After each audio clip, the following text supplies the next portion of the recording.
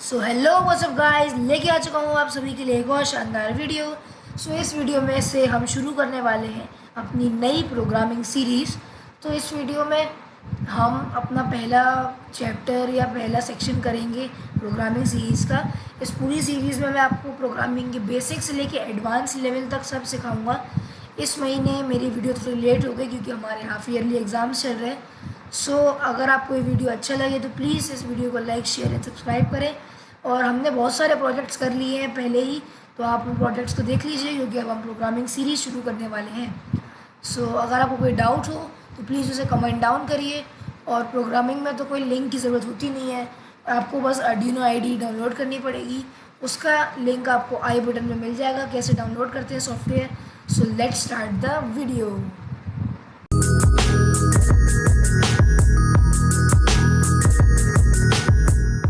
Guys, ये है हमारी प्रोग्रामिंग सीरीज़ का फर्स्ट वीडियो जिसका नाम है basic structure of Arduino programming. इसमें आपको थोड़ी सी बेसिक स्ट्रक्चर्स बताऊंगा, ज़्यादा लोड नहीं दूंगा ताकि आपको ज़्यादा बर्डन भी नहीं लगे और आपको सीखने में मज़ा भी आए। सबसे पहले हम अपना आर्डिनो आईडी खोल लेंगे। मैंने खोल लिया है। इसको डाउनलोड करने का वीडियो का लिंक मैं आपको डिस्क्रिप्शन में दे दूँगा, जिसमें मैं आपको पूरा प्रोसेस बताऊँगा कि सही से कैसे डाउनलोड करें, क्योंकि अगर गलत तरीके से डाउनलोड हो जाता है तो कभी कभी ड्राइवर्स का बहुत प्रॉब्लम आता है इसमें। और दूसरा इसका वर्जन है 1.1 1.8.16। आप भी एक वर्जन पे अपडेट कर लीजिए, उसका लिंक भी आपको मिल जाएगा अपडेट करने का। उसके बाद फिर हम अपना आर्डिनो आईडी खोल लेते हैं। सबसे पहले हम देखते हैं कि यहाँ पे लिखा है वॉइड सेटअप और वॉइड लूप। मैं आपके लिए पहले इसको थोड़ा जूम कर देता हूँ। अब ठीक है, ज़्यादा बड़ा हो गया। तो पहले आप जान लीजिए कि अगर आपको ना पता हो बाय द वे कि वो जूम करने का जो शॉर्टकट होता है वो होता है कंट्रोल प्लस प्लस वाला साइन। प्लस वाला साइन जो बैक स्पेस के बगल में होता है। इससे आप जूम कर सकते हैं। मैंने ऐसे ही बता दिया, ज़रूरी नहीं है। तो सबसे पहले हम देखते हैं, यहाँ पे लिखा हुआ है वॉइड। वॉइड ये लिखा हुआ है इधर। तो वॉइड का मतलब होता है, वॉइड एक फंक्शन है जो फंक्शंस को डिफाइन करने में यूज़ होता है। जैसे अगर लिखा है वॉइड सेटअप, तो इससे हमें यह पता चल रहा है कि सेटअप एक फंक्शन है। अगर लिखा है वॉइड लूप, तो मतलब है लूप एक फंक्शन है। हर फंक्शन के आगे हमेशा हमें ब्रैकेट ओपन ब्रैकेट क्लोज लगाना पड़ता है ताकि वो आर्डिनो आईडी समझ पाए कि ये फंक्शन है। तो इस बात का आप बहुत ज़्यादा अच्छे से ध्यान रखिए। अब मैं आपको वॉइड के ऊपर ही कुछ थोड़ा और नॉलेज देता हूँ। अगर आप देखेंगे वॉइड का जो कलर है, वॉइड का जो कलर है वो ब्लूइश है ना, जैसा कलर ये ऊपर है। तो ये ब्लूइश इसलिए है क्योंकि इसकी लाइब्रेरी में सेव है कि वॉइड इज़ अ फंक्शन। अगर मैं वॉइड की स्पेलिंग चेंज कर दी, मैंने ये कर दी, तो देखिए इसका कलर ब्लैक हो गया, मतलब नॉर्मल टेक्स्ट की तरह आ गया है। तो इससे इसको आर्डिनो को पता चल रहा है कि ये फंक्शन नहीं है, ये कुछ और है, वेरिएबल है।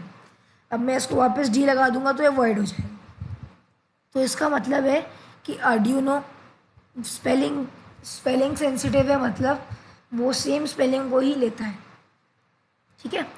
अब अगर मैं वॉइड लिख रहा हूँ, मैं अगर वॉइड लिख रहा हूँ इधर, तो अगर मैं उसको वी कैपिटल कर देता हूँ तो उससे क्या होगा, जैसे वी कैपिटल लिख दिया फिर वॉइड, तो भी ये उसको एक फंक्शन की तरह नहीं ले रहा। तो इससे ये हमें पता चलता है कि आर्डिनो एक केस सेंसिटिव प्रोग्रामिंग है। मतलब अगर आप कैपिटल लिखेंगे तो कैपिटल को वो अलग की तरह लेगा, और अगर स्मॉल लेटर्स में लिखेंगे तो वो स्मॉल लेगा। तो इसके हमें ये समझ आता है कि Arduino is a case sensitive language. हम किसी और में भी ट्राई करते हैं। सेटअप में अगर हम एस कैपिटल कर देते हैं तो फिर से इसका वही हाल है। तो हम एस को वापस नॉर्मल कर देंगे और वी को भी हम अभी फ़िलहाल के लिए नॉर्मल कर देते हैं। ठीक है। तो ये हो गया हमारा केस सेंसिटिव और स्पेलिंग एरर के बारे में। आगे बढ़ते हैं। जब भी हम कोई वॉइड सेटअप या वॉइड लूप में कोई भी प्रोग्राम डालेंगे, तो इसका ये मतलब है कि अगर सेटअप में वॉइड सेटअप में है तो आर्डिनो उसको एक ही बार एग्जीक्यूट करेगा, उसके बाद नहीं करेगा। जैसा कि आप देख सकते हैं इधर लिखा है put your setup code here to run once. तो इसका मतलब है कि ये एक ही बार एग्जीक्यूट होगा, फिर नहीं होगा। और वॉइड लूप में अगर हम डालते हैं तो इसका आप मतलब निकाल सकते हैं। वॉइड लूप मतलब ये तब तक लूप में चलता रहेगा जब तक वैल्यू फॉल्स नहीं आ जाती या फिर रॉन्ग नहीं आ जाती। ऐसा इधर लिखा है put your main code here to run it repeatedly. So setup code को हम एक स्टार्टिंग में सिग्नल या पॉइंट पर रख, जैसे वो कोड जो हमें पूरे कोड में यूज़ करना है, जिसके बारे में वेरिएबल्स की इंफॉर्मेशन सब इसी में आती है। तो ये हो गया। अब हम आगे बढ़ते हैं। जब भी हम वॉइड सेटअप या वॉइड लूप के अंदर कोई कोड लिखते हैं तो उसमें हमें ये याद रखना है कि हमें स्टार्टिंग में और एंड में कर्ली ब्रैकेट्स लगाने। अगर ये नहीं लगाएंगे तो आर्डिनो ये समझ नहीं पाएगा कि कोड कहाँ शुरू हो रहा है और कोड कहाँ ख़त्म हो रहा है। मान लीजिए आपने यहाँ लगाया फिर ये कर्ली ब्रैकेट लगाना भूल गए, तो अब ये समझेगा कि कोड किसका कहाँ ख़त्म हो रहा है, इसका यहाँ हो रहा है, इसका यहाँ ख़त्म हो रहा है। तो इस वजह से हमें कर्ली ब्रैकेट्स लगाना बहुत ज़रूरी होता है। नेक्स्ट आ जाते हैं हम ये लाइन पे। इधर लिखा है कि put your setup code here to run once. तो इसमें ये बता रहा है कि अगर मतलब ये हमने पढ़ देख लिया है कि अगर एक बार कोड को रन करना है तो यहाँ डालें। पर आप देख सकते हैं कि ये पूरी लाइन ब्लैक में है और इसकी स्टार्टिंग में 2 स्लैश लगे।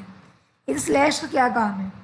तो इन स्लैश का मेन काम है इस लाइन को ऐसा बना देना कि आर्डिनो इसको समझे ये एक कमेंट है, ताकि आर्डिनो इसको एग्जीक्यूट ना करे और इसमें कोई एरर ना आए। देखिए अगर मैं इस डबल ब्रैकेट को हटाता हूँ तो देखिए ये आ गया। अब इसमें देख सकते हैं पुट भी कलर्ड हो गया, क्योंकि पुट भी एक फंक्शन है, सेटअप भी एक फंक्शन है और रन भी एक फंक्शन है जो आप आगे जानेंगे। इस वजह से अगर हम स्टार्ट करेंगे तो इसमें बहुत एरर आएगा।